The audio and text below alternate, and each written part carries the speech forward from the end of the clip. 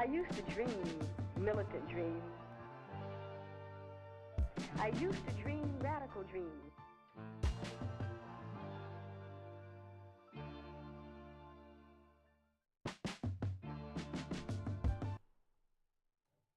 Well, welcome everybody. Welcome to 2025, my brothers and sisters. This is Something's Gotta Give, and I am Serenity Williams. I don't know about you, and I don't know about y'all and yours, but I am fired up and ready for this year and what it has in store for me. I know I had a wonderful holiday break, and I'm so great to be back at this table and speaking to y'all through this mic. And that being said, let me say this. It is time for us to lock in, okay? 2024 was what it was. It was definitely a journey. But now it is time to ask ourselves, are we ready to work?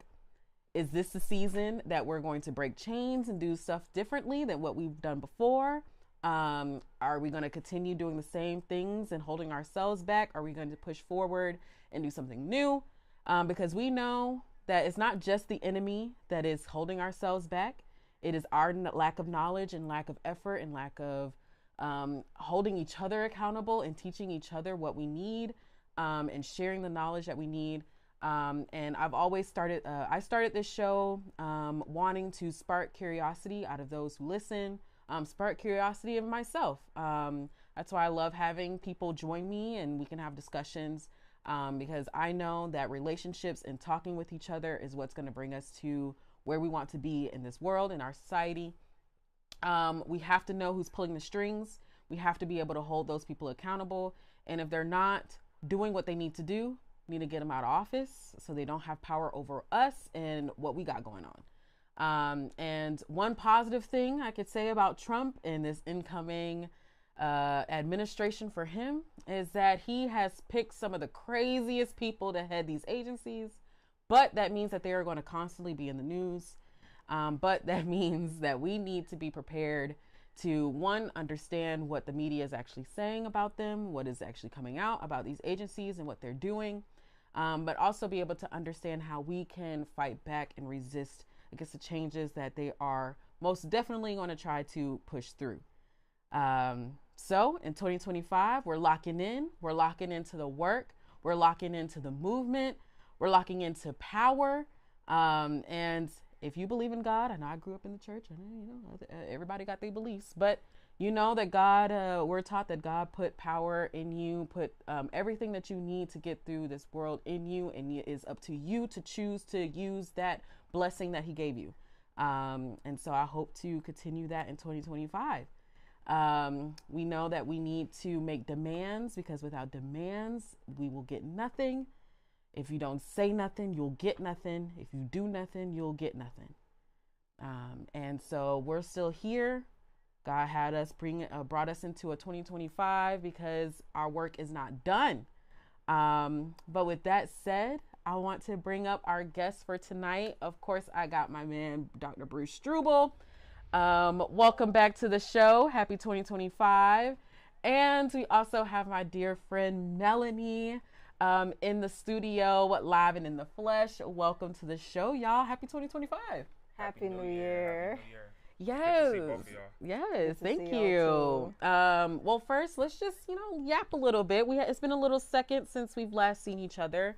How's life? How's everything? How was your holiday? Holiday was great for me. Everything was good. I went home to visit California and see all my family. Took the family out there. We had a great time. So. Good. I'm glad. And how about you, Mel? I was really relaxed, but as a policy consultant, I take the time when y'all are all on your vacays. I do a lot of research and reading and preparation for legislative sessions. So I like the downtime because, I have no meetings and I don't have to talk to people. I just get to read and highlight and annotate. So, yes. And of course, relax and have my kids drive me crazy. So it was a good holiday, but I'm glad they're back in school. Yes. Shout out to the parents over the holidays. I know y'all have been stressed out. Can't keep food in the fridge. Keeping food in that fridge. Oh my goodness. But yes, I'm so glad that you have been reading because we are going to just dive right into it this evening. You mentioned you visiting California, and I think that's one of the first stories I think is appropriate for us to start off with. If you all didn't know, on Tuesday, literally just the other day, fires broke out in LA, across LA, in many different neighborhoods. I can't even name them all, but a big wildfire going on there.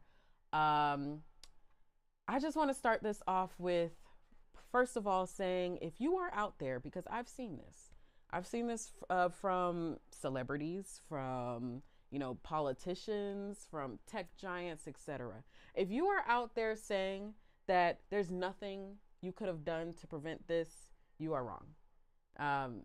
We've known forever at this point that we are in a climate crisis, and at this point, it's not even a crisis. It's like here now, like we're in a catastrophe at this point.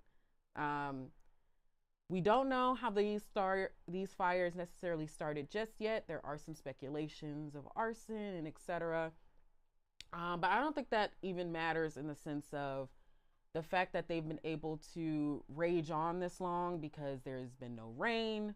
There's the high winds in California that has exacerbated this fire.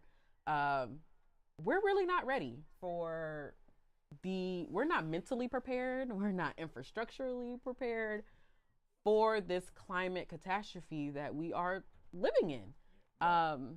What I want to just start with you, Bruce, just from your background in environmental justice and working in that field, and also personally being affected by this. Like, what are your thoughts? Yeah, like you said, we are in the midst of the climate crisis. It's real, it's here, and we have to start taking the resilience of our communities a lot more seriously. For Black people, this is not something where we can always depend on our local governments. We can't depend on the federal government always to come in and save us. We've known that since forever. We saw a perfect example of that with Hurricane Katrina, and I'm worried that we're going to see another example of that here in Southern California. My family in Altadena, California, Pasadena, California, my friends, everybody's been wiped out. I've been on the phone for the past couple of days, listening to people cry. They've lost everything. And they're worried about how are the insurance companies going to handle this. Are they going to do the right thing? Are they going to start shucking and jiving with people's policies? They have a history of doing that around disaster situations like this. So the climate crisis, no matter how the fire started, their ability to spread and the magnitude that they've reached is a factor of environmental situations. There has been a drought in California for the past month, I believe. Maybe even longer than that. Even longer than that. Yeah, and they haven't had significant rainfall, which allows the brush to get severely, vulnerable to wildfires. So then there's, with that lack of water and the way California's infrastructure is set up, it kind of creates this perfect recipe for a disaster, not a natural disaster, for a human created or human influenced disaster. And I think we have to start looking at these things as such.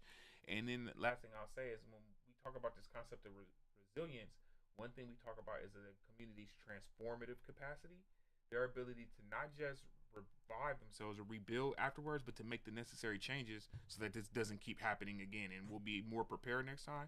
That's something we have to look for as well, because what we've seen in a lot of communities post-disaster in the United States is they go and rebuild them just how they were right before everything went wrong, and then we're kind of right in that same situation again.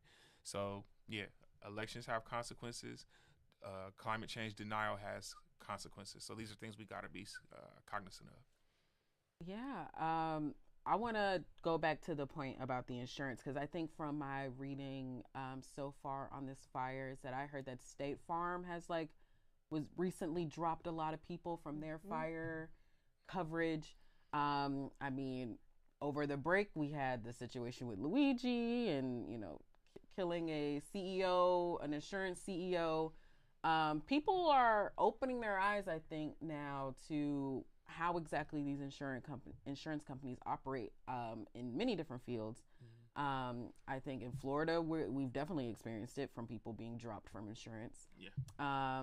Flood insurance, and we have hurricanes coming more and more frequently now. In California, fires being dropped from their fire coverage. And again, now we have these more massive fires in more residential areas than we've seen before. I think I saw a tweet that was like, in California, we knew that fire season was in spring and fall, and now it's year round. We're at the top of January, where it should be cooling off and not being so dry. And you mix that with the Santa Ana winds, which is a seasonal windstorm that comes to California. We would get them annually since I was a kid, and they would come in a certain time of year, and they were strong winds, but not as strong as what we saw just recently. And we know, again, through the climate change process, we're going to see more extreme weather. So again, as you said, we're not prepared, and that's what, we're electing people so that they could put people in offices. We have resilience officers. We have people who are specially trained in this, but they kind of need the resources invested. They need those budgets so that they could go and make sure our infrastructure and our communities are situated to be prepared for these kinds of crises. And that doesn't seem to be happening. I mean, the people who are prepared and who study this and who, sound the alarm to this, we have Trump, pooping on them, I guess is a clean way to say it, I guess. Talking mess about, unless you're going into a specific kind of STEM, they don't really care about what you got to say, right? Like, I mean, in California with AI and, the booming of Tesla and et cetera, like these folks, these tech giants and these celebrities, they're realizing that they're also going to be victims of the climate change. Like, I mean, the issue that you're talking about is really Trump and folks like Trump, because it's not just Trump. Let's not be confused. Like, he's ran for president and somehow won twice, but folks like Trump politicizing something that really shouldn't be political, right? Because a scientist is a scientist and they know what they're doing. And just because Democrats have some sense and they believe when, climate, experts tell us the truth about where we're headed, it doesn't mean that those climate folks are Democrats or they're like extreme leftists or socialists. No, they're telling you what they've studied and they've learned to understand. You'd be surprised. A lot of Republicans have come along on the climate change issue. It's a growing thing, but I think their solutions are a bit different from how people would try to solve them from a more communal approach. And they're looking at capitalist or market-based solutions for climate change, and they believe in them. So a lot of people are going to say this: we need more nuclear, and then other people are looking at cap and trade as the solution and things of that nature. Or but they will look at, we could just go plant more forests as we, drill for more oil, and that's how we'll offset it. And those things don't necessarily work once you're already in a crisis. Maybe if we were trying to do this a long time ago before we got here, like 100 years ago. It's a little like late it's a little late for some of those market solutions. Plant that tree that's gonna grow in the next 40 years. 40 years ago, And again, I want to really drill in on the point about like the celebrities and folks. Like, we're seeing a lot of, at least for me, scrolling on social media, of certain celebrities and certain just like wealthy people that live in that area, begging for private firefighters, or, seeing their like seeing their cars like being like they're like Tesla trucks, cyber trucks, like burnt to a crisp. I don't think they could fathom being poor and living through this crisis, like the clips I'm seeing of this and that celebrity lost her home and blah blah blah. Like, who cares? I mean, she'll be fine, but the working class family, or maybe not working class, maybe the middle class, and I'm understanding that this was a community. There was a lot of black people, like upper middle class black people. Exactly. Even then, that's still going to impact their wealth is not generational the way that a lot of these white folks' wealth is. So it's going to impact them differently. In fact, a lot of generational wealth, particularly in Altadena, California, where I'm from, has been wiped out. And without a kind of solvent insurance system to come in and support a lot of these people, it's not going to be replaced. And that's one of my great fears. Altadena at one point in the late 1980s, 1990s had one of the highest concentrations of black homeowners in Southern California. Of course, there was a long-standing gentrification that was taking place in the community, so it had been whittled down by this time, but there was still a contingent there that was holding on and people trying to rebuild, and a lot of that those homes were being passed on. And now I'm telling you, in my neighborhood, the street I grew up on, every house is gone. My grandmother lost her home, my best friend, everyone I know, like if I go to my high school, if I was to look at like everyone who graduated from my high school on social media, everyone is on there posting their GoFundMe's right now. It's kind of just like, it's a disaster, and it's a surreal experience to go to watch the news, and it's like, hey, that's where I used to go. That's the park I used to go to play basketball. That's my friend's house. That's my aunt's salon right there. All of it's gone, and it's like, how do you think a lot of the black families are gonna move like southeast? That scares me. I think there has been a growing trend of African Americans leaving some of these heavily populated areas, coming back southeast. Also, internally in California and on the West Coast, people move up to the Las Vegas area a lot, and then people are moving out into the desert areas of California because it's cheaper to get homes out there, and more towards the Inland Empire. So it's going to cause some migration patterns, and I think that's another thing that's going to be a consequence of climate change.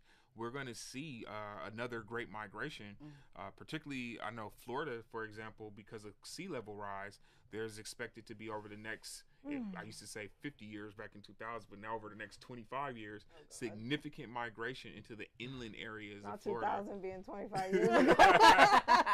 Happy 2025, but I feel like this is the time when I'm thinking about Parable of the Sower, because when you're talking about moving, and I think about how, basically people like they brought up in little communities, and they're able to gate off where they're living. So if only wealthy people can stay and rebuild, those are the people who are going to have all of the public services privatized just to protect them, and then everybody else is going to be out here scavenging acorns to make bread. Like, is that where we're headed? Using public money to get private, security. Like, these are the people that are getting all of the same, the welfare that they're accusing us of getting, right? They're the ones that are actually getting it. They're getting the tax breaks. They're the first ones to get it's for the wealthy. Right. They're the first ones getting the payouts and right? Like, these are always going to be the first ones bailed out. You asked an important question, Mel. Is that where we're headed? And I think some people, that is their intention. That's the America they want for some reason. They, they don't think certain people are worthy of the basic amenities in life, and I don't know how they think the country survives that way, though. That's what I don't see. And slavery, I guess they they don't need the country they only need them to survive.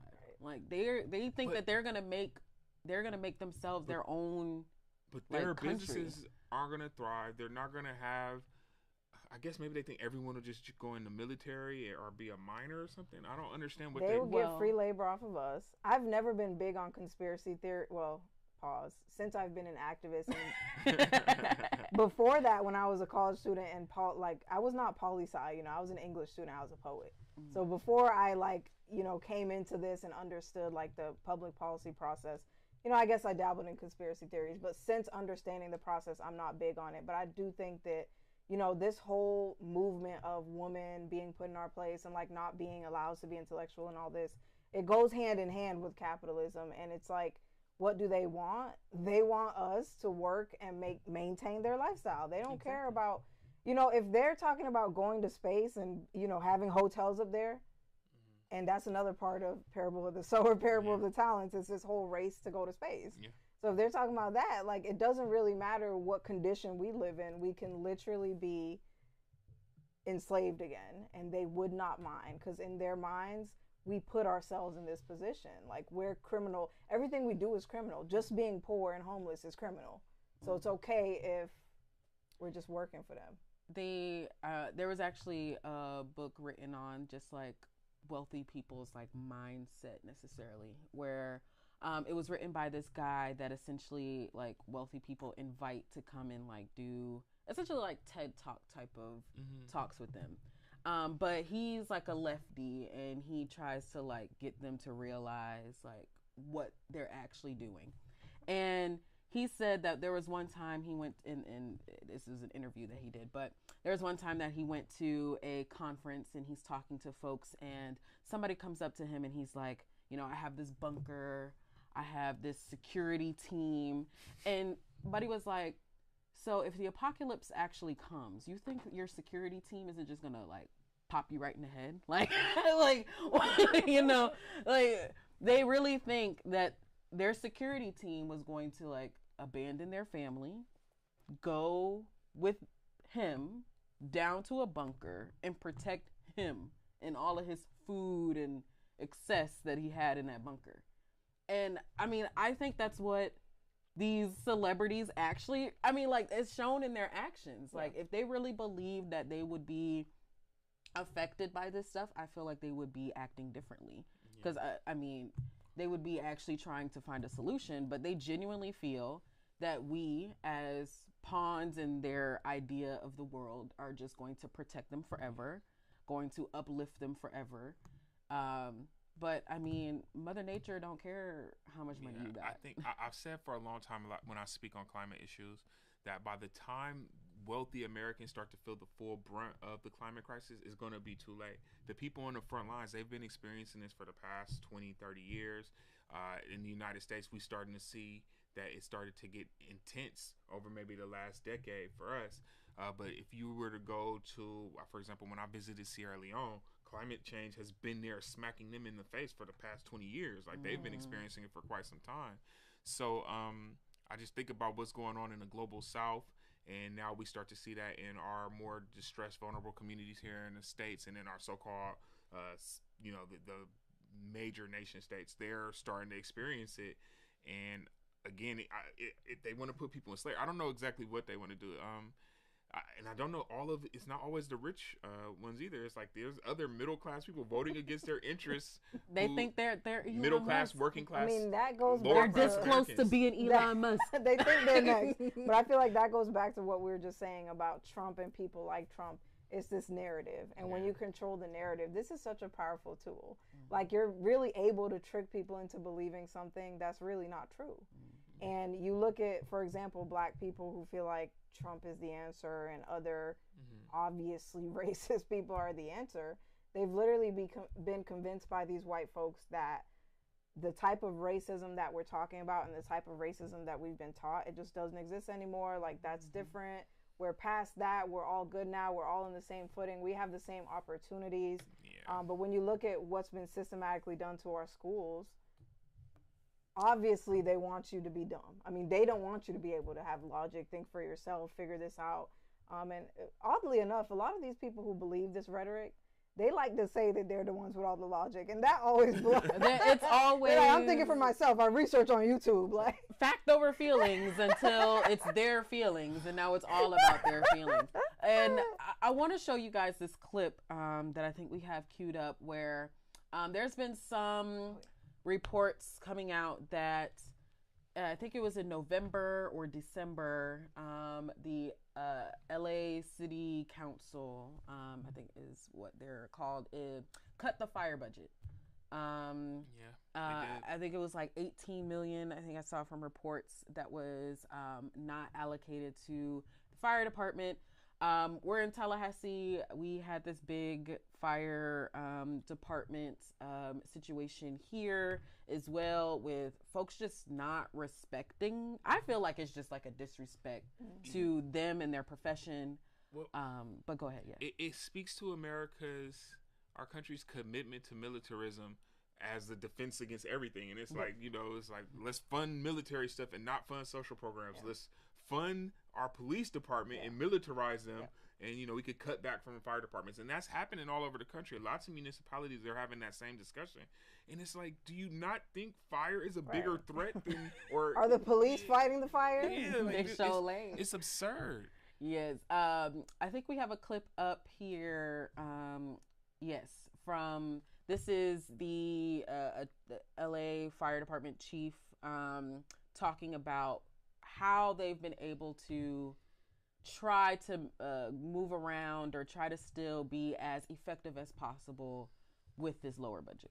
I must ask you, because a lot of people are talking about the warning that you sent last month that the budget cuts have, quote, severely limited the department's capacity to prepare for, train for, and respond to large-scale emergencies, including wildfires. You sent that warning about these budget cuts. Was this preventable? I tell you, from the budget cut side of things, when there's a $17 million cut in our budget, operating costs. Immediately from that point, I had to make some tough decisions. I looked at some other duties and responsibilities that we do as a fire department and had to focus right back on the training of our firefighters and also our ability to respond to the everyday fires and EMS response. Would that $17 million that had been cut from your budget have made a difference in this fight? I would say with the lean forward posture that we took, knowing that a $17 million cut, we had to take from somewhere, and that was from the non-essential duties and responsibilities that as a fire department we have taken on over the past many, many years. But with all due respect, in December you had warned that the budget cuts would severely limit your ability to respond to large-scale emergencies. Is that true or not? Yes. Yes, so I would say yes, we were limited to a certain factor, yes. Okay, so like she said, that she was limited in how they were able to fight these fires because of this recent $18 million cut.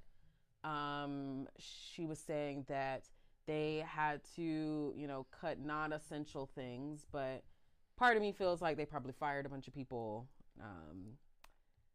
probably made a lot of personnel changes. I haven't looked 100% into what exact actions they made because of that. But whenever I feel like people are like, we had to cut non-essential things, they cut people. And it's unfortunate. But they cut all these people, but are using, prison labor to fight fires, using juvenile labor to fight fires. I recently saw something from, I think it was Impact News, that was did a story on youth, juveniles out there fighting these fires. That's incredibly crazy. I mean, this is what we have to be mentally, I think, prepared for. Not mentally prepared for, the poorest and most disenfranchised of us, doing this labor, but I think just mentally preparing for what are we going to do as a community, as a society, when we're addressed with rising sea levels, fires, crazy disasters.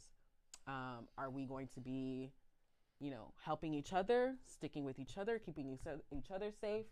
Are we participating in mutual aid? Are we participating in these conversations when it comes to the government and the allocation of funds? Are we really going to be ready and locked in, I guess, to quote what I said at the top of this show, for this disaster? And I guess, want to ask both of you maybe your thoughts on what you think, folks can do to prepare themselves for this. Well, as you know, this is something I think about quite often. I think you brought up mutual aid, planning, networks, community-based disaster resilience planning is really important. And that is where at the local neighborhood level, people come together and they talk about what will we do if this happened.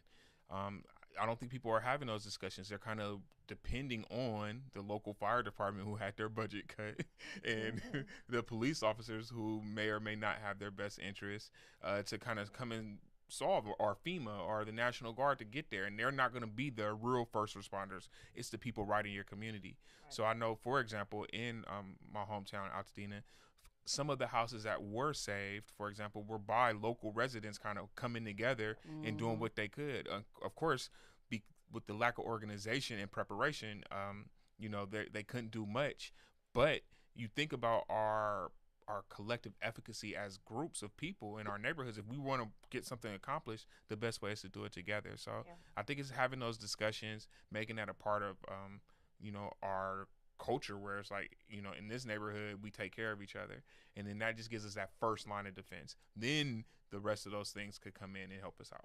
I agree. And I'm actually interested in, having that here, because you're making me think about the reaction and response that we've had to hurricanes in Tallahassee. And so, those 3 hurricanes we had back to back, and everyone was saying, this is our first hurricane since 1989 or whatever the date was. I worked for the city during those hurricanes. I worked for the city for 5 years in utilities. So I was in the call center, and we probably had like 300 and 400 calls in the queue every day when power was out. And it was 2018. I was actually pregnant, so my power was out at my house. I had 2 toddlers. My husband was home with them because his shop was closed. Obviously, it was a hurricane outages. So I'm in this call center. I'm like 6-7 months pregnant, and I'm answering the phone and getting cussed out by literally everybody because they want to know when their utilities are coming back on. And thinking about that, and thinking about, like you said, the first people who are here to help you, and I guess your first line of defense is literally your neighbor. We had people who were stuck in their homes, or like they literally were scared to come outside because a power line was down on their driveway and they didn't know if the power line was live. Mm-hmm. We had people who had a large tree block off their whole road. So it's like, for some reason, after a hurricane, we want to go drive the streets. And they want to look at the damage. Since I was a little kid, that's been like a Floridian thing. But I say all that to say I'm definitely interested in seeing what that looks like as a Black community and just a general community here in Tallahassee. But to your point, for me, this conversation, like when you say, their budget was cut, we don't know the specifics. We could get into the specifics. We could find the exact meeting when the debate happened, because I'm sure the community mobilized the same way we do here when the budget is up and we want to have a discussion. So I'm sure we could get into the weeds of it. But, it just makes me think about the way we on the progressive side, I think we struggle a little bit with controlling the narrative and like getting people riled up the same way we talked about Trump and his people, right? Like they can control a narrative and they can talk about it in their way. I want to figure out, like, how can I talk about like the Surfside condominium collapsing and make that plain, make a connection with, the greed of insurance companies, the fact that our legislature is only going to do so much because even though they know, we should figure this out because these condos was built when like that industry was booming decades ago. So these buildings are literally all crumbling to an extent. So, I don't think we have a grasp of like the way we bring people in. We have to connect like these tragedies and these things that we're all at any time can be the victim of. Like connect that to, I don't want everyone to be like me. Like you don't have to follow everything and know everything about the legislature and all this.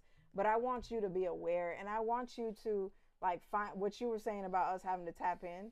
Like find your thing, and whatever your thing is, like be the best at that thing. And I need you to understand the connection between who you're voting for and all that. Like I'm literally scrolling, and one person's posting about the devastation in California, and the next person's posting about like how she got this makeup look or this outfit.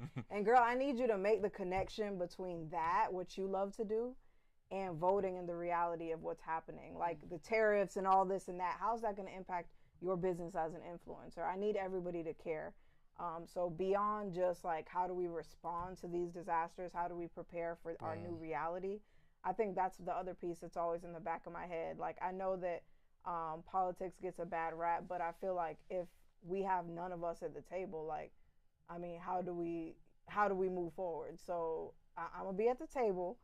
And I need to figure out how can I, galvanize folks the way Trump and them do. I got you. Yeah. And, again, we can all choose to be crash outs. I mean, that's your choice. You can choose to be a crash out if you want to. But once you crash out, then what's next? Like, people are like, oh, I don't want to do politics. You just need to storm the Capitol too or something, like that. And it's like, okay, but what ideology do you have that you are going to then replace once you get into power? Once you did the crash out, once you got power in your eyes, you done put everybody to the guillotine. What are you going to do next? But seriously, like, I think that there are people who are just a little less, I think, like I said at the top of the show, just a little less curious. They make the connection a little bit. They make the like, yeah, that ain't right. But then don't do the next step of like, let me actually type this into my phone and like do some reading on it and see what I can do. Absolutely. But of course, all thoughts and prayers to everybody in California. We are definitely here sitting in solidarity with you all. We know that there are some mutual aid funds and GoFundMes out there. Make sure you're reading them first and make sure it's not a scam and stuff like that. I'm sure that is definitely heavy and prevalent out there. But everybody stay safe. And again, if you care about the environment, if you care about natural disasters and how that affects you, find an organization. If you just type it in, environmental justice organizations, and then your city name, I promise you're gonna find something. And get tapped in, get locked in. But on a lighter note, I think I want to jump to this HBCU ban thing. This story is like a week old, I know, but it's still so very funny to me because I looked the other day at their fundraiser and it's still not hitting the goal. But if you don't know what I'm talking about, okay, so Mississippi Valley State, one of them, that's Mississippi Valley State. Yeah, you got it. Yep. HBCU in Mississippi. They posted I think it was on Facebook, a post that said that they were invited. They were oh so happy that they were invited to perform for Trump and others at his inauguration. And the internet literally read them for filth. Here we got it up here. It looks like they're a lot closer though. I think maybe some conservatives went in there, threw some money at them finally. But the internet was just like going in on them for having the audacity to even ask the internet for money, because Elon Musk literally just put $300+ million a month or whatever or more into this campaign. You had these people inviting you, and they couldn't even throw you what's the goal? $300,000 to send y'all to DC. Like, it don't make no sense. They're close though. Why you think? Because it's an HBCU. They claim that Trump specifically asked for that Mean Green stomping machine, or whatever they call themselves, the Mean Green marching machine. They claim that Trump specifically asked for the Mean Green. Now, I don't know how Trump know anything about Mississippi Mean Green, but I think I'm more upset, one, at the fact that, again, if you as a black person, first of all, this inauguration is on MLK Day. I know he is rolling in his grave, but this parade is on MLK Day.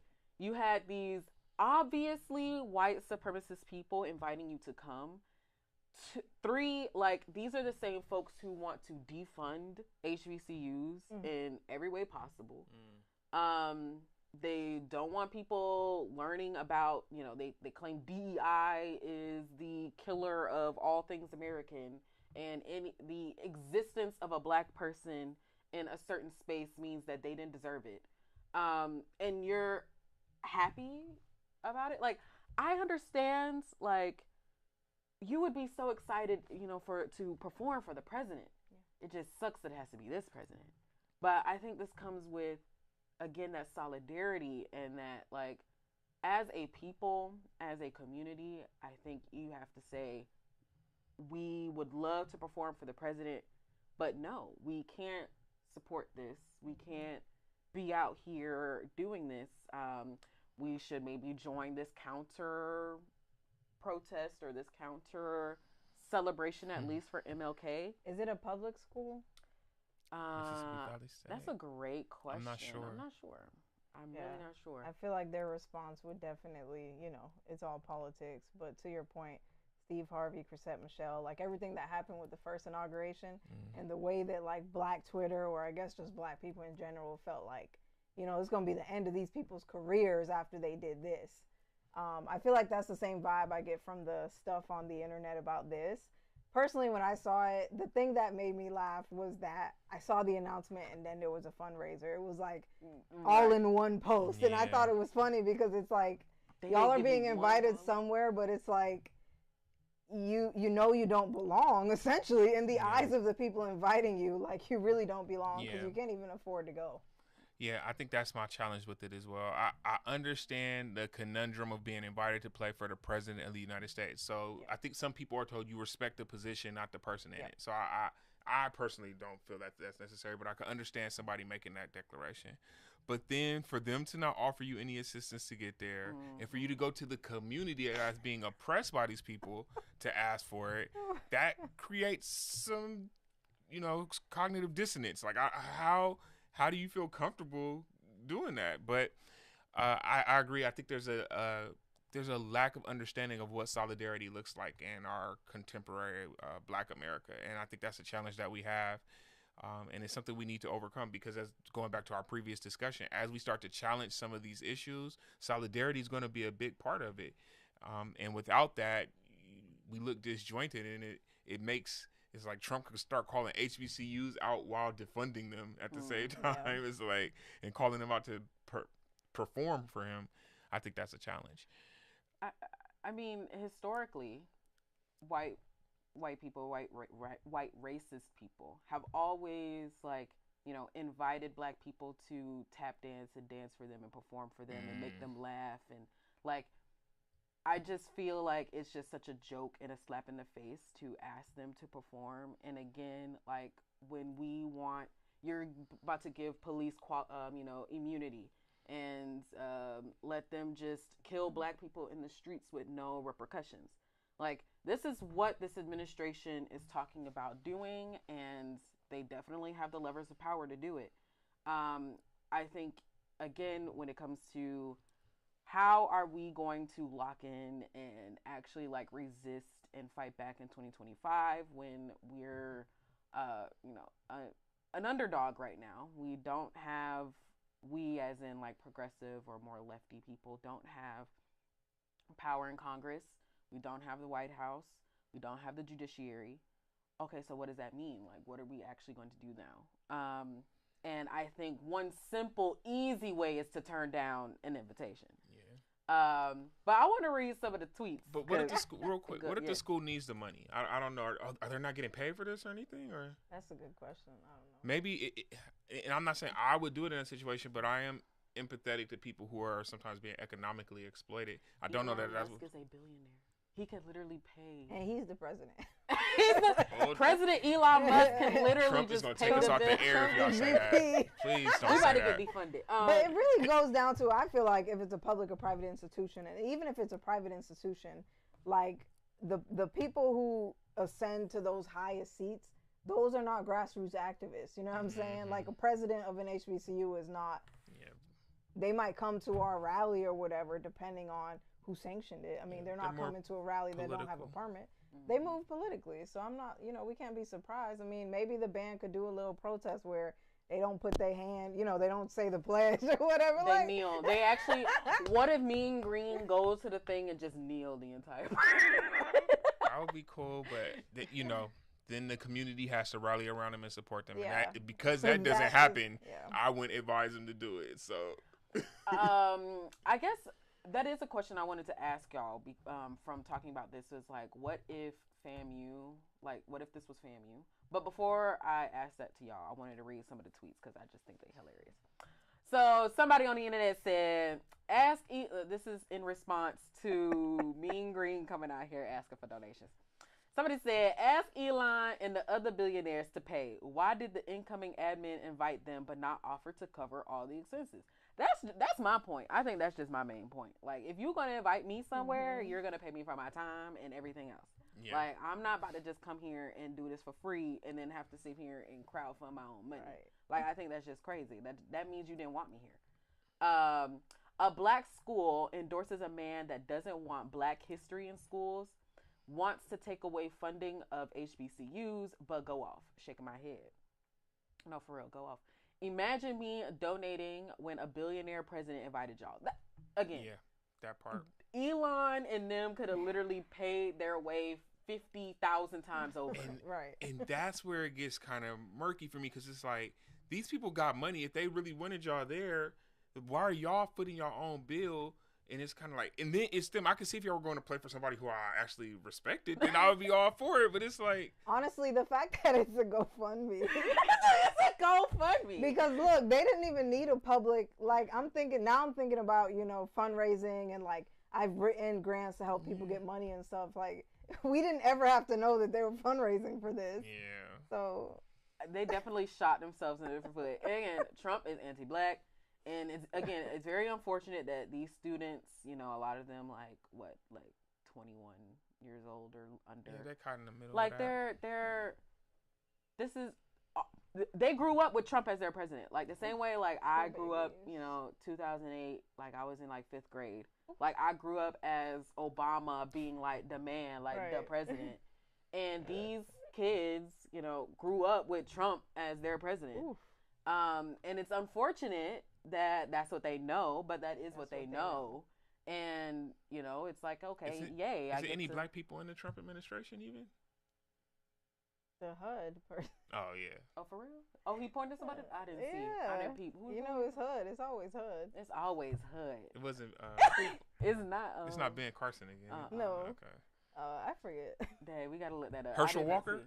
see. No. He put Herschel Walker over. He's like the Virgin Islands. Stop. Like- He is the ambassador to the Virgin. Yeah. Trump be playing in our face, man. And then all the I know all my black conservative friends get mad at me, but like, y'all don't see this foolishness, Yeah, man. I don't- Come I on, don't- man.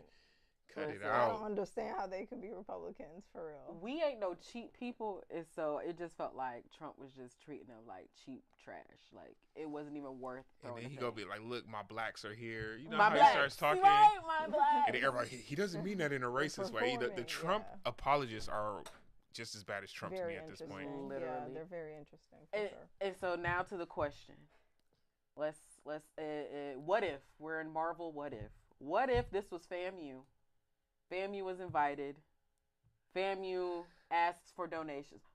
First of all, FAMU would I don't never. think FAMU would ever. But let's say they did. For Let's free, say they- FAMU don't play for free. They're not going to perform. Well, for let's free. say that they did, ask for donations on the internet to go play for Trump. They would have handled that in private. Let me not say that because that whole donation fiasco, like, Yeah. I don't know what was with the going disappearing on. check.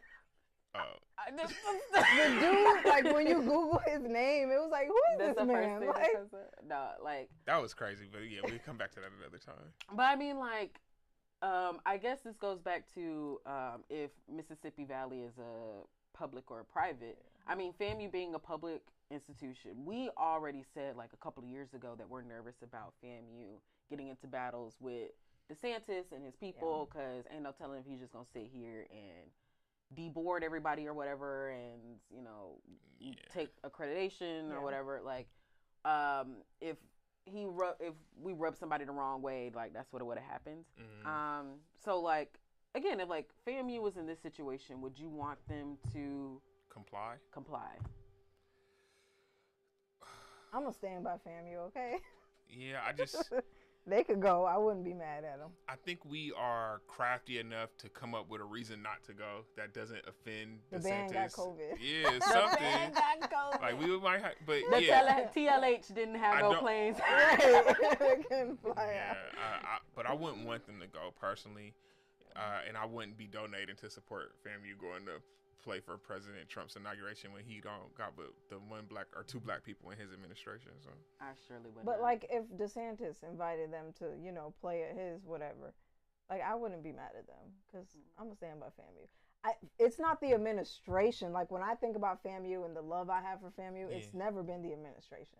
fair. It's always been the people, especially the professors who, like, even when my parents didn't really know how to support me in my matriculation and me going to college, the professors who I met who invested in me, who really helped me figure it out. I was never in one of your classes though. I met you because of activism, but yeah. Oh, you've been professoring that long? Yeah, I'm old. Oh, I'm scared of you. That long. No, I mean, I love you so much. All good blessings to Mississippi Valley and the Mean Green Marching Yeah, Machine. man. I mean, do what y'all got to do. This is not, in no way, shape, or form am I trying to like dunk on the actual players or the school or anything. Like, this is just solely like, Maybe they need the exposure. Renegotiate that contract. maybe this was good exposure for them. Maybe That's this, what they need to do. maybe this was good exposure for them. Go back to the table, ask for some money. Yeah, Well, yeah, well- that's true though, and that's tough love. Like y'all, he got y'all out here looking bad. That's all I could say. Unless there's more to the story. Hopefully I'm wrong, but it looks like y'all being asked to come play somewhere to benefit someone else at the expense of y'all's credibility. So Yeah. Maybe with this like exposure from this situation. Maybe there are some people who swooped in and was like, we're going to give y'all some money, not for this, but just like, we're going to try to fund y'all more. Because y'all don't need to be out here begging these people. Well, like they that. raised $287,000, so they gonna get there. I wonder what the consequences will be. I think people got to think about that. We'll see. But again, all love to the Mean Green Marching Machine. Okay, so one more fun story I wanted to talk about because I just think this was like my top story during Christmas was when this first dropped. Like, first of all, these people are so lonely and so like such losers that on Christmas they're fighting each other on Twitter. Like, I don't know what y'all was doing on Christmas, but I was not on the internet fighting with people. But like, I don't know if y'all saw the arguments about the H-1B visas, right? So it started out with Elon Musk being recorded saying something along the lines of like, Americans are too stupid to do these tech jobs, which is why we need H-1B visas to bring in smarter people from other countries. Vivek Ramaswamy jumped in it and pretty much said the same thing on Twitter, was that American culture is terrible, that it only supports and uplifts like jocks and the homecoming queen is what he pointed out, instead of the math, athlete or a math nerd or whatever, or the person that's good at math. Just incel talk. Incel talk, loser talk. I don't know about y'all, but I mean, like, I'm a nerd. I feel like I'm a nerd. Like, I in middle school and high school, I used to love to read. I was that girl that was going around to everybody like, did you read this in the news? Like, I had voter registration drives at school. Like, I was that nerd, and I won homecoming queen. So I mean, like I don't. If you were actually living real life, you wouldn't be saying stuff like this. But we all know that Elon and Vivek are just like fake. But Trump had to jump in because Trump has been saying that we need to get rid of all immigrants of all kinds. It doesn't matter what you're doing. You need to get out of this country.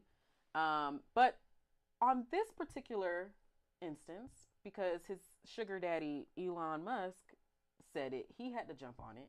So Trump said, we need these people coming in. We need these H-1B visa people coming in. That's all. So he softened his tone he softened his rhetoric on immigration. Interesting. Softened his rhetoric, but of course that comes at a cost. Well, maybe slightly. There's been some reporting that there are some MAGA. Oh, you got it right. MAGA voters who are saying that they regret voting for Trump now, that they got the bait and switch, that they feel scammed, that they feel like Trump lied to them about America First, about immigration, etc. Here are some things that they're saying. One person said, I was supporting him, but his recent statements on H-1B ruined it for me. He completely flipped on the issue, and to me, it looks like he's caving to the pressure from big tech and Elon Musk. We did not vote for him to increase legal immigration. We don't need many more people coming in, like he said. It's a slap in the face to his voters, to be honest. It's obvious this isn't even a country anymore. It's just an economic zone to be exploited. They're like so close, but yet they're not there yet. I was going to say that last line is sounding very left. So close. They sound anti-capitalist right there. Like, it's crazy how close these MAGA voters are to like realizing that it's always been a lie. Like, it's the meme like of the astronauts looking at the Earth and the dude in the back with the gun. It's like, oh, it's been round this whole time or whatever. It's like, yeah, like you knew this man was lying to you from the jump. His own wife is an immigrant. His own kids are immigrants. Elon, he got 50 kids. All of his kids ain't American. He ain't American. Like, we knew that these people were lying from the jump, and yet they still went out. I don't and think voted his for him. voters see him as liars. I see him as a liar, though. But anyone who can say, like the statement that we just saw on the screen, like anybody who could hear him say something like that, like hear any politician, let alone the president, talk like that about a program or an issue or anything, and still believe that this is the best person to be president, like I really question their, just their brain, like just their mental capacity to reason. Mental health. Because what he said, like put that on the screen, like Yeah. read out loud what he said, yeah. because that's how he talks about everything. Like read that. Yeah, so on our screen for folks who are just listening, this is a Trump statement. I've always liked the visas. Hang on, let me. I've always liked the visas. I have always been in favor of the visas. That's why we have them. I have many H-1B visas on my properties. First of all, what does that mean? It's just like saying these are my blacks. Yeah. Like his workers on his property have visas. H-1B visas. They're just a visa. Sheesh. I've been a believer in H-1B. I've used it many times. What does that mean? It's a great program. All right. So what his people are arguing here is that he speaks to a large swath of Americans and they understand that language and we don't, because maybe we have risen above it. I don't know. I mean, I We're understand what he intellectuals. means. Like, I understand what he means, but also it's like, we're referring to people now. It's just Right. like they're like, what visa they're on. Like that's a Right. green card. That's a H-1B. That's a natural. T-PAT or Yeah. That's a naturalized. temporary protection. It's a degree of white privilege that I don't think I say he has like peak white privilege, where a person of any president of color, President Obama, he couldn't go out and speak in broken English and slang. like what did he get him out of here right now? But Trump does it, and like these people still grovel and they marvel at it. It's understand. like, wow, he's such a. It's like, I don't wow. think that's new. I think when like Bush was president, and again, Oh, yeah. I was like very, But Bush very wasn't young. a felon. But like when Bush was president, like people were like, he talked with that drawl, that Yeah. Texan accent. That's what like people were drawn to, and I guess I get it. I do get it. But also, it comes a point where it's like, okay, at what point do we draw the line of like this man is just like, I don't think Bush was necessarily like I think he was an idiot, but he wasn't like dumb. Like he was an educated person. We thought he was an idiot until we met Trump. Like he was an educated person. Trump doesn't seem educated at all to me. Like the only thing he knows is like I know how to take money out of my account and move it to this person and that person to do things for me. I wonder, right? There could be, like, I think I saw something where Bush was painting and he was like really good at it, like a genius level painter, and people were like, maybe he should have went into art instead of politics. And I wonder what Trump's true passion could have been. Should have been on TV. Like, he's an entertainer. Literally reality star. Yeah, he's an entertainer, Yeah. and so maybe he just probably shouldn't be involved in. But a big part of politics is, And that's the problem. We may have, so. not we, I didn't do it, but people created this atmosphere of entertainment in politics, and he filled that vacuum, and it's like, you reap what you sow. Mm-hmm. How far, I mean, back to your question though, where's the line with that? Like, this man could be convicted of numerous crimes, felonies. He could take classified documents to his bathroom. Like, he could do whatever he wants. And I don't know if he won because they like him or he won because they didn't want a black woman. You know what I'm saying? That goes to be seen or whatever. I'm not like a big data person, so I'm interested in them talking about that. The people who didn't vote. Like, I'm not one of those people who blames the ones who voted for third-party candidates. I know people who did, unfortunately. But I really am curious about like the people who just simply are like, no, they're both. Somebody I know said, we ain't close or anything, but I know this lady just in passing, and she said they're both idiots. This was before election day. They're both idiots, and I was just flabbergasted. Like, you have somebody who, and people say the black woman, we are the most, like, we're starting businesses at the highest rate. We have the most degrees. You know why? Because we have to. Like, we literally have to get all the degrees we possibly can in our field just to get a little bit crumb of good enough. When you put up somebody who's as qualified, who's worked in every branch of government, like VP Harris next to Trump, and somebody could honestly say, and this is a business, she's a small business owner in Tallahassee, right? This is just a regular working class person. She ain't making millions at her business. To call Vice President Kamala Harris an idiot, it was just like, I'm not going to debate you and go back and forth with you because she's literally one of the smartest women that we have access to seeing. I'm sure there are plenty of smart women out there. But as far as somebody in the public eye who's qualified to run for office, you know, I'm seeing all these conversations now about who should run for governor, and the question of like who's actually smart enough, not like, oh, who's, you know, we look at who has the political persona, like a married person, blah, blah, blah, but who's actually smart enough. Like, I know politicians who don't know how to read legislation. Wow. And then I know politicians who have a big notebook and they take notes on everything. But maybe this is indicative of a problem in American culture altogether. That, for example, one time I was supposed to go on a TV show. As I met with the producers and stuff to get on the show, they told me, like, there's like, can you dumb it down a little bit? You're too intelligent. Our audience cannot handle that, you know. And I was only like I think I was a junior in college at the time or whatever, right? So I think that through kind of this dumbing down of a large part of the populace, and I don't necessarily mean that the people are unintelligent, but they just have not been pushed to exceed in critical thinking. Then this is what people are willing to accept in those circumstances. Exactly that. I think the point about critical thinking, I mean, like I said a second ago, where I think people, in this age of social media, we get a lot of just like short clips and like short, like, you know, somebody just rattling off something, and, you know, you seeing the big, like on Shade Room, the big bold letters at the top with the article name or whatever, the article title, but then they don't even read at least sometimes they put some piece of like additional context in the comments or, you know, in the description. But people don't even read that. They just read the big bold letters and they hop in the comments, or that's just what they believe. I was talking to a black man recently who watches Charleston White. I'm not even going to explain who that is. But, like, Charleston was like, and there's one video where he's like, you know, black people, we need more black banks, and we need more of this, you know, and I'm like, oh my God, more black capitalism. But, I mean, like, I understand what you're saying, but that's not quite what we need. But he'll go from that to like in another video drenched in like Trump Make America Great Again attire, and it's like, I don't got no problem with white people.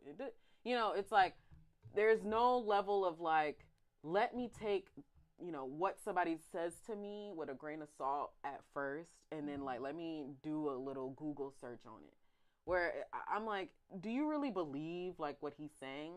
And he's like, I think he has a point. And it's like, okay, did you like research his point? Like, did you just take 1 second to like Google what he's talking about? Like this stuff about, you know, Trump being good for black people, and then he listed like a point or two. Did you like look into what that actually like was, like this quote unquote like investments into HBCUs that he did? Like, did you actually like look into what that actually was or no? My conundrum with that, Serenity, is just, I'm like, I basically look at it as I'm like, there's so much in between. We have the people who, they're just going to look at stuff. They're going to look at clips, sound bites, whatever. They're going to go on YouTube. That's research. And then you have like out and out like scholars, you know, who can tell you exactly why black capitalism is not the answer, because they're going to pinpoint everything that happened in history from the time we stepped foot in the U.S. to now that is holding black capitalists back, because it's literally present day. With the black woman who had that whole fund, and this went all the way to the Supreme Court, all this crap about how this is great. Yeah, the Fearless Fund. So it's like, I don't need y'all to be scholars. I don't need you to go get a PhD and like study the antebellum period or whatever. But I also don't need you to be watching like the clickbait crap and like believing all this rhetoric. Like, where's the in between? And that's my conundrum. I used to argue on the internet and say, well, you know, you need to study this and da-da-da. And it's like, it's a class type thing. Because black people who didn't go to college, they can still get that level of intellectual thought. But, I mean, people don't read no more either. Yeah, it's curiosity. And that's a part of the issue, is that, like, where do you... I don't want to be classist, But when someone has not read anything, they watched a YouTube video from someone who they cannot verify if it's factual or not, and then they feel qualified to go and argue with Neil deGrasse Tyson, for example, over physics. It's The like Earth being flat. yeah, There's it's black like people out here believing yeah, that. we have a problem, and it's where, because they've diluted this necessity for truth or fact. It's like everyone's an expert all of a sudden, and everyone's opinion is equally important. And then like, there's no climate change issue in this country, and I saw that in this newspaper, and it's like, it wasn't actually a newspaper. It was like the Daily Wire. I mean, to the point about the H-1B visas too, that I want to make sure that we also get out is that I think this goes into Black and Brown solidarity as well, in the sense of like people who are on H-1B visas are essentially like indentured servants. Like they're brought here to work at a specific place, doing a specific thing for specific people. And if they decide not to, if they get on that person's nerves or whatever one time or, whatever, they could be easily deported. Like, I mean, I think we understand this sort of dynamic as just like Black people and just like living in an at-will work state where you can be working one day and then get fired on your day off just because. Like, these people aren't necessarily, while they're making quote unquote good money, like working like tech jobs, maybe making like $100,000 maybe, but it's also like the money isn't good money because they can be easily fired, they can be easily deported, and then it's all up in flames. It's going to take years for them to be able to come back once they get deported or they have any sort of issue. And now even more so, I think, with Trump threatening to get rid of the 14th Amendment and all these other crazy things with immigration that they're planning on doing. We need more Black and Brown solidarity. Like, we're literally living the same, like, we're going through the same things, I feel like they're very similar. Maybe not, I'm not saying 100% the same, but I think that they are very similar in we're both being exploited. Some of us being Black people being exploited for their labor, but also just their contributions to society and culture, our ideas, our brains, our likeness being exploited, and the exploitation of labor from immigrants. I think in the activist community, we have this maybe about 75% worked out between Black and Brown. There's still kinks here. We still have some differences, but we are able to communicate in a language of solidarity and work through those things in cases. Outside of that, in just the general political community or just in the general American culture, we are very far apart from having any show of solidarity. And I know that because when I talk to my fellow activists, and I'm like, and they're telling me what's being said in their communities, and I'm telling them what's being said in my community, it's like, we're very far apart. Because I have Black friends who strongly believe that immigrants from Mexico are the bane of Black existence in this country. And I'm like, you guys, when did you become a xenophobe? Like, white supremacy is the issue. Like, they're not the ones doing this to us. And it's like, so, and they will share that in their community, they have people who hold these anti-Black views as well. So we are very far apart here. Yeah, definitely heard that from, like, with my job and working with immigrant communities as well. Like, I think I said this on a previous episode where I showed a video of Fannie Lou Hamer, and folks coming up to me and was like, well, one, I didn't know that story. I didn't know about Fannie Lou Hamer, but also, like, as an immigrant, I didn't and don't, and trying to understand the actual, like, history and like plight that like Black people went through in this country. I just don't know. So imagine when you take it out of public schools and people come here and they learn. You posted about that, didn't you? I did. I was about to say, this story feels familiar. They learn Black history from movies and media, and they don't learn it from people who, the people's experiences, because that's been removed. Is going to further that divide. Because I can understand why there are some Black and Brown people that would have some sort of like clashing. One, again, like I said, I think that there are some immigrant people who just don't know, and from their ignorance brews misunderstanding. And I think with Black people, there's also some ignorance and misunderstanding. But I can understand where it's like, as Black people, we see immigrants coming in and making more money than you, And then or don't like talk about the Black being able to like get ahead more than you've been able to, and feeling like I'm being left out because of them, and not like I'm being left out because of this system that they didn't make. Right. Like, they're also stuck in the cog of this system of being again exploited, while they might be making what you might think more money than you. But again, their life isn't easy because they're here. They're literally slaves, essentially. And I want to play this clip of what Bernie Sanders said some years ago about this same program. I think this was in like early 2000s. We talked about it in the Senate when they were talking about, I think, reforming it at the time, or just bringing it about. I don't really know the history of H-1B visas and when it came about exactly. But this particular clip was after 9/11, I'm pretty sure, maybe a couple of years after 9/11. And again, them wanting to bring in more immigrants to work.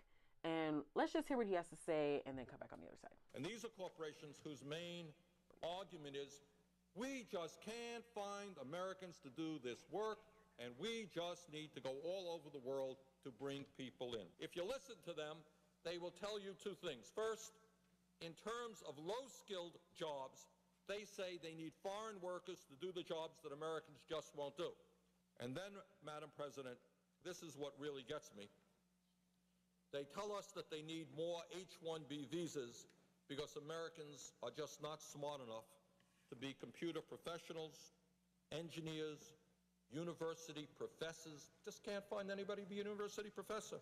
Accountants, I guess Americans don't add very well. We can't do that work. Financial analysis. Nurses, I guess we just don't have the capability of producing nurses. Psychologists, Americans, I guess, can't do that. Lawyers. My God, if there's anything the United States is capable of producing are lawyers, but I guess we need more lawyers to come into this country as well, and elementary school teachers. Madam President, I guess the young people who graduate college in America are not quite qualified to be school teachers. Now, Madam President, if Americans won't take low-skilled jobs that pay poverty-level wages, and presumably if they're not smart enough to do high-skilled jobs, I think the question we have to ask is what kind of jobs are going to be available for the American people. We can't do low-skilled jobs. We can't do high-skilled jobs. Hey, what's there for us? And I happen to think that the Congress should be spending a lot more time discussing this issue and making it easier for us to create decent-paying jobs for American workers instead of allowing corporate interests to drive wages down by importing more and more people into this country to do the work that Americans should be doing. And these are corporations whose main summary of what he said there is he said that the bill that he was reading said that we need to bring in these H-1B visa, or people on these visas, because Americans he said that they said that Americans don't want to do low wage jobs, so low paying jobs. So now they're saying that we also can't have Americans doing high paying jobs. So and so then he lists professions that the bill is saying that we need more of in the States. And it was like elementary school teachers. He was like, I guess we're too dumb to teach our kids. Nurses, I guess we can't do that. Accountants, he was like, I guess Americans can't add. And he goes into a bunch of other like professions, and then he ends it with, well, if Americans can't do low paying jobs and we can't do high paying jobs, what jobs are there for American people? And so there was recently, because of this whole conversation, Bernie put out a statement where he said the main function of the H-1B visa program is not to hire the best and brightest, like Elon Musk and Vivek are trying to say, but rather to replace good-paying American jobs with low-wage indentured servants from abroad. The cheaper the labor they hire, the more money the billionaires make. And that's just it. Like, I think that's really the whole point of that's the whole point of Trump and them's like issue with immigration, is that immigrants started coming over here and making lives for themselves and are like, okay, we deserve, better. Like, we've sat here and done what we needed to do, and you're still treating us like crap. Like, we deserve better. And how dare you come over here to America and ask to have something better? Because you're supposed to be here working for me until you pass out or I get tired of you. And so it's just hilarious seeing, again, the like MAGA side of like, we hate immigrants, having to mentally reconcile with what we've all been saying this entire time since 2016 or 2015, since it came down the elevator, is that we need escalator. We need immigrants. Like, they do good work. Like, immigrants are people. First of all, this whole, like, my parents are immigrants. So this whole thing about like who we want here and don't want here, like, it's just, honestly, it's just beyond me. I mean, we're all human beings on Earth. And with the climate crisis especially, I feel like people will start to understand that America is not like this impenetrable fortress. Yeah. I guess especially the people who were born after 9/11. Like, we're not, they don't believe that anything that we see happening in the world could happen here. I know for me, like, I go back to this, but it was just such a big deal, like seeing that condo collapse. It was just like, damn. Like, I know that buildings fall all over the world, but I had never conceptualized what that was like and what caused it and everything. So to see that, I think the same thing for the other issues. And when we talk about like the type of people who can come to work, what type of, like you said, they're like, a big part of his whole platform was they're coming over here taking your jobs, black jobs and all this. So now to flip the script and say, well, I guess they just hope that the same people who heard you say what you said during your campaigning and stuff, they won't be tuning into this part. Because that's the other thing. Some people will see what's happening during elections, but they have no idea what's happening with Congress or rules coming from the executive branch and Supreme Court hearings being in, like, they have no idea none of this is happening. So they can't really make that connection. But yeah, the talking about the immigrants and stuff, it's just, I guess for me, it's personal, like I was there. I remember when my mom was naturalized. It was the same year that Obama ran for office. So her first time voting was voting for Obama. It was a big deal, so to see that and to see like the struggle she went through, she speaks English, but she has a very heavy accent. So to see that experience and know that like, okay, like most of my family is not from here. And then to, get woke and become grown and get into politics and see how people talk about immigration and just who can and can't come. It's like, I mean, I am, I'm not religious, but I'm Christian. So I'm just looking at it like, y'all ain't God. Like, you don't get to pick and choose. It's just beyond me, honestly. I guess this is why I like state politics more. Elon does think he's God. I mean, Elon thinks his seed needs to be spread across the world and have more and more children with his super DNA. Yeah, the conservative movement has been able to effectively dehumanize immigrant populations in the country. Probably the worst it's been since the 1880s and the early 1900s, how they did Chinese Americans at that time and Asian Americans. And we're seeing a strong resurgence of that nativism. And it is not a whites only kind of thing. There are a lot of people of color, black and Latinx people, who are very nativist. And I'm like, when did this happen? What was the programming that got everyone hooked? Because a lot of people's politics is kind of like, they're like, the immigrants are coming here taking up all the free programs, and then that's why there's no money for us. I started hearing that about New York. Like, people were saying that immigrants were taking like welfare programs that were meant for us and stuff, and I'm immediately like, I don't even want to ask you where you heard that. Just stop right there. I was hearing that talk in undergrad with people like, immigrants are taking our scholarships, and that's why like black people are in student debt because all of the immigrants have like college scholarships. Student debt because they give us loans with these ridiculous interest rates. That's that's the actual reason. People people have the rights, like buildup, maybe, but they're not like, they're attaching it to the wrong solution. Like they see the problem and attaching it to the wrong solution. They're on track. So the line of question I say, how many slaves did these immigrants own? How many prisons did they build? How many people did they lynch? Oh, none? They weren't involved in any of that. How many policies did they write? Did they gerrymander? Did they redline? Did the immigrants do any of this? Then we can't blame the immigrants for the situation that we're in. Mm-hmm. Like, even I agree that we may be pit against each other and forced into competition for certain crumbs from the capitalist table, but that doesn't necessarily mean they are the enemy. They are just being put into a negative situation as well. And instead of blaming the situation, people like to blame other players or people who are kind of thrown into position. And quick transition from that, because I think it neatly goes into this next part. I want to talk about state politics for a second. And this might be our last topic, depending on how long this takes us. But I want to talk about, we in Florida, our regular session is coming up in March. But we got word that DeSantis is thinking about having a special session for now a bunch of random things. But it originally started with talking about the condos.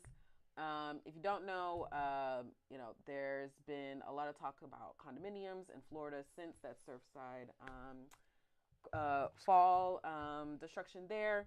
I think it was in 2022 when they passed a legislation that was essentially like, these places need to have better inspections. They came back in 2023 and added a little caveat in there, is that actually you, like, renters associations or like condo owner associations, actually y'all can't do all of that. Y'all can't do it, but the building does. But now they're realizing, we actually like accidentally did a little bit of like socialism a little bit with these bills, because the condominiums now of course we know that under capitalism, whenever there's a price that goes up, the owner is going to put it on the person who's, paying for it. When Trump was talking about tariffs, and if he actually goes through with that, we're going to be the ones paying the bill, not whatever country is receiving the tariff. These companies are going to push any increase in price onto us as a consumer. And that is exactly what happened in this situation with the condos, is that these condo owners pushed the price and the burden to get these places inspected onto the tenant. And with that, there's been increases in insurance. There's been increase in just prices for these condos that have priced people out, especially elderly who have downsized to condos. And has, again, caused a big problem that they think that we need a special session to fix. Now, I'm always under the mind, and I've said this about a local issue too, is I always think that it is on the owner of the property to fix it up. You would not be able to have that property and use it the way you used it without those tenants. And so if you drive them out, you just got an empty building. But maybe they want that. Maybe they want it empty. I don't know. But you know what I think is interesting about the condo situation, and I don't know like how many of them are, being rented out or whatever, but from my understanding, like, I hate that we say condo because it's like a fancy apartment. But you buy an apartment. So like, I'm going to just say 1B, because when you're talking about 1B, like my condo is 1B and I own, a penthouse suite, okay? I'm the owner, but it's in an actual building. So it's like all of the owners sharing the responsibility of the building. Well, this is my thing. You're saying that it's not just about the inspection, right? Whatever the inspection finds, like now you all are responsible for paying for those repairs. And you're in this high rise, you feel like you done made it, you're in a luxury apartment, but you can't afford what it takes to repair such a massive building. And the other thing is, we're talking about climate change. It does not matter what they do to fix these condos. literally the sea level is rising. Like, really, they need to be getting out of Dodge. But it's like a 50, 60-year thing where the salt water and all this that impacts the structure of the building, the foundation, is impacted. So the people who are here now, they're here for a good time, not a long time. Like, they're going to make money off their investments in the property and get out. And then in 50 years, like, the people who crumble literally under a building, like the people who made money off of this condo being built 50 years ago, you know, in the past 20 years, there's been a movement of companies that are buying condos to demolish them and build new condos. Why? Because literally there ain't no more, like, there's like no shoreline, you know, it's bought up, it's already developed. So what they're doing, it's literally cheaper for them to buy a whole building, demolish it, and start over with an even fancier condo in the same place where another building almost crumbled. Like, so in 50 more years, or maybe they have better steel or whatever, in 70 more years, it will crumble again. Yeah. Like, Florida is literally, you know, our shoreline is moving, it's changing. Climate change was how we opened this conversation. So that's what it's really about. But, you know, the special session thing is hilarious because he listed multiple issues. So his top thing was actually immigration. And he said after the inauguration, you know, I'm seeing if the leadership of the legislature has an appetite. Well, they don't, because after they were elected, they were asked. Like, what do you think about immigration? And as soon as Trump comes in, he's already said, like, we're going to start mass deportations. And our speaker and our Senate president said that, hey, that's a federal issue. It ain't got nothing to do with me.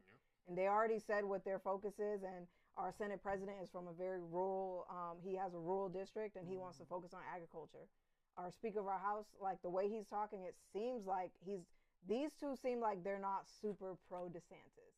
So I'm just excited about session because I feel like for us progressives, and not even the party, I feel like for the people who are kind of left out, right? Like, the party don't like me and the people I roll with, like the people who are kind of on the outside, I feel like we have some kind of leeway here where we could see, I would never compromise, but my thing is collaboration. Like, there are things that overlap.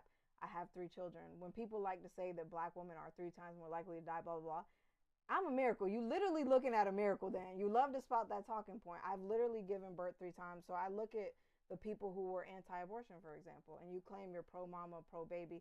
I know that you don't look at my kids and feel what you feel about white kids. But I want to put everything that you done said for the past 3 sessions up front and center, because if you care so deeply, now here's the opportunity when we have leadership that claims that, you know, that seems to not be on the same wavelength as DeSantis. Like, go ahead and buck him then. You get to say what you will or won't do, and I don't think that they're going to go for this session.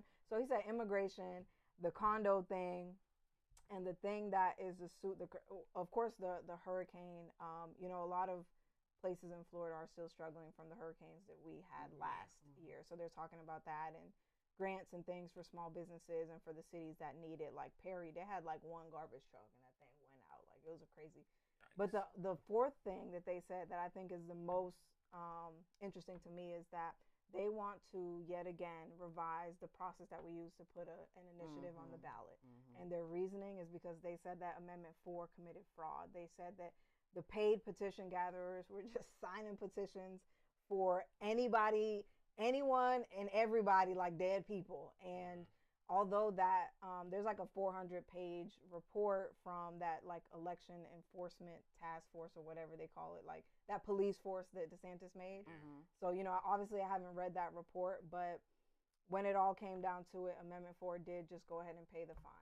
So it's like they didn't say that they were guilty, and they did what the state, what the governor accused them of, but they went ahead and paid the fine. So I am most interested in that. They, every year, I don't think they, like the leadership of the Republicans have an appetite to do it, but one Republican every year always files that bill to say, let's increase the threshold from 60% of voters to approve a ballot initiative to 65 or 66. Like, so they're always like trying, but now they're saying, but they won. Like, no, it makes sense. They literally won. Like, Amendment 4 didn't pass. They won. It didn't get the 60%. And DeSantis said we need to revise Amendment the process. 3 with marijuana didn't pass. It didn't get 60%. They want to protect their gain. So, I mean, as a chess player, as a football player, it makes sense. They're going into prevent defense, basically. They're going to continue. Yeah. But I think it's interesting. I've never, since I've been, like, you know, politically involved, I've never seen a special session happen during And I could be wrong, but like during, like we're in committee weeks. Like we're It literally starts- already doing yeah. stuff. But a special session would allow them to just take, a week if they wanted to just do a week to literally pass new legislation or get money and do whatever they want with it for the hurricane relief. So I'm not super confident that it's going to happen. Maybe at least before session. Maybe they do something after session. I don't know if they're able to do that. I don't know. I don't know the rules. But I don't see how they're going to be able to do all those special sessions before March. And I've there was been some reporting in with local stations like in South Florida and Tampa where there's some representatives from those areas where it's like it's too expensive to go up to Tallahassee, so you either gonna do it when I'm up there or it's not gonna happen at all, and they're gonna be up here next week. So I don't see it happening. But I again just find this issue in particular interesting just because again you have to pay attention to what these people are saying. They are saying that they would take time to figure out not exactly how to help these folks in the condos. While they might say like, "Oh, we care about the elderly people in the condos," they don't actually care about those elderly people in the condos. If they cared about those elderly people in the condos, the legislation would say condo, like the owners of the whole building. Because I mean, like, yeah, you own the unit in a condo, but the entire building, the person who owns that, you need to foot the bill for making sure that your building is inhabitable for people. Like that would have been the bill, and we wouldn't be needing a special session. But again, with climate catastrophes coming up, these insurance companies are going to start dropping you, and then the state is going to say, we're going to pass a bill that says that all of you people have to make sure that your homes are up to date or your apartments are up to date or whatever. Give no money to the actual tenants, the actual people who live there, only to the owners of that apartment. And then people are just going to pocket it and go to Peru. Yep. Now, I referred to somebody specific, but I ain't going to say who I'm talking about. But again, like, I think I say that because I think we see a similar situation in Tallahassee with a certain area of town that is going through negotiations of figuring out if the city should buy it or not. And it's like, where's the owner? You should have been the one fixing this place up. But instead, you did not. And then we got 3 tornadoes came through here, messed everybody up in that area because you didn't make sure this place was insured. Everybody got the right insurance. You're protecting your own investment. Like, it's not happening because the government is not requiring it. That should have been the bill. And I know that if they do have this special session, that's not what's going to happen. They're going to, again, let these owners do whatever. They might put like $1 million or some like small amount of money to like giving some sort of like grant or something to people to go get folks, to go get inspectors. But I think we really need to be mindful and cognizant of how exactly they're thinking about you as a person. They don't think that you're worth anything. I mean, from the beginning, I just took that class last semester. I got a 97.5. Big per. The history of Florida government. So literally from the beginning of Florida, like the mission has been the same, which has been to be pro-business. Like it's always been figure out how to develop Florida, make it attractive, like because of the way that the climate was back in the day, way back in the day. It was like, this is paradise compared to most of the country. So let's get the wealthiest people we can to like, do dredging and all that in the middle of Florida and get it to where it's habitable. And I feel like learning about the history of our legislature and the issues that we've focused on from the beginning, it gives me so much insight and context for what's happening now because it's literally the same. It's always been pro-business. Figure out low taxes, no personal income taxes. No, like we were learning about the fact that some states will tax you for each person who lives in your house. Like all this stuff that I had never knew that other states do. And that's why people say, cost of living and everything is so cheap down here. I'm like, you know how much we get paid though? Like people down here are literally in poverty. So I don't know. It gave context, and I see why it is the way it is. People are last. They're not like I would print out every PowerPoint, like the slides to take notes on. I kid you not, like my social welfare chapter, it was like this big, and like criminal justice and all the other ones. especially environmental and like development. When you think about construction and all of this, it's like they don't care about what's to come with the climate. They're going to continue to do as much as they can to squeeze as much money as they can out of all of these like potential markets. Mm-hmm. Yeah. You got something to add? To this discussion, I have another thing I wanted to talk about. Yes. Okay. I know exactly what you're talking about. Let me transition into that. So, thank y'all for again running through those top stories with me. In Florida, special session starts or regular session starts March 4th. We're going to stay on top of what goes on during that time. It's only 60 days, 60 long, hard days of session. But again, we'll try to keep track of what's going on there and of course everywhere else as much as we can. In closing, I want to pass it to Bruce. Y'all listen, I'm so proud of Bruce. I just clap it up. Bruce wrote a book, y'all. Oh my God. It's coming out soon. Tell us about it. So January 20th this year, I have my new book, By Any Dreams Necessary, Anti-Racist Strategies for Sustainability, Resilience, and Environmental Justice in African American Communities. Long title, but it's important because these are all key elements. And I think we discussed a component of each of them tonight. And really, it's just a collection of strategies. It's based on a lot of the research I did for my dissertation and my doctoral studies. And then a lot of research I've done since then on just what's been going on in Black America, what are some of the trends, and what are the things that people have tried or are considering trying in order to kind of move the needle on a lot of these issues we're facing, particularly around climate change, environmental racism, particularly where we are in these political gridlocks and how do we move forward. So I've done a lot of reading, I've done a lot of research and looking in different communities and different organizations, what has worked, what hasn't worked, and I try to put that all together in this book. So I'm hoping everybody takes the time to check it out. You can find it on brucestrobelJr.com. It's also available on Barnes & Noble or Amazon as well. Oh, I love it. Bruce is literally like the smartest dude I know. So I'm sure this book is going to be great. I already pre-ordered it. Can't wait for it. Don't you have an event?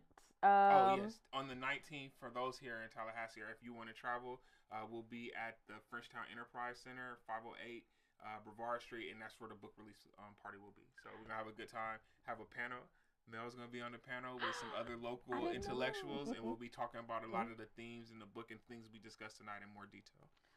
Love it. Yes. Again, at brucestrobelJr.com, get y'all a copy. I'm sure it's going to be a great read. And when it comes out, I'm sure we're going to talk about it. So thank you for that. Mel, got any shout outs or things you want to give? Wow, you put me on the spot. I don't have put her a on the book. Not yet. Thank you.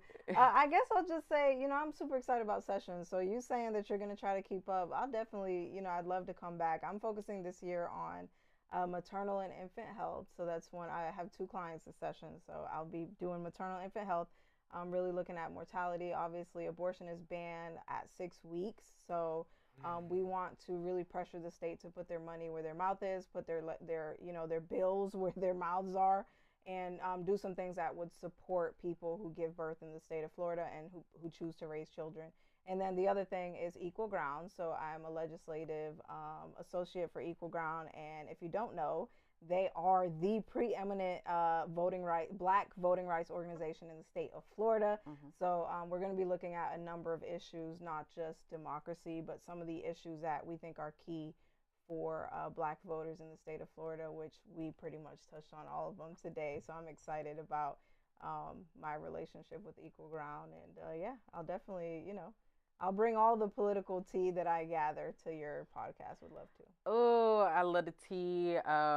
That's my favorite part. I don't think I have anything to shout out myself. But like Mel said, like we're here. Bruce said we're here watching. We're here trying to hold people accountable. But most importantly, we want to share our knowledge with others, and we hope to learn more from others.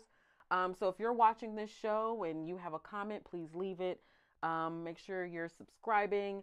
Make sure you're sharing this information, and again, you're sparking curiosity in folks around you, and in yourself. Make sure you're researching stuff. Google it first. People gonna say a lot of things. We already know this Trump administration is gonna be crazy. We already know they're gonna be saying false information. We already know. We lived through this once. Now it's time to actually put what we learned before into action, and understanding that everything you see on the internet ain't true. You need to do some research in it first.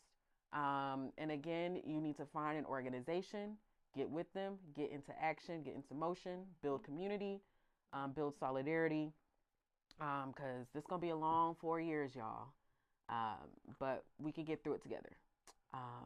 But with that being said, this is the end of our first 2025 podcast. This is Something's Gotta Give, and y'all have a good night.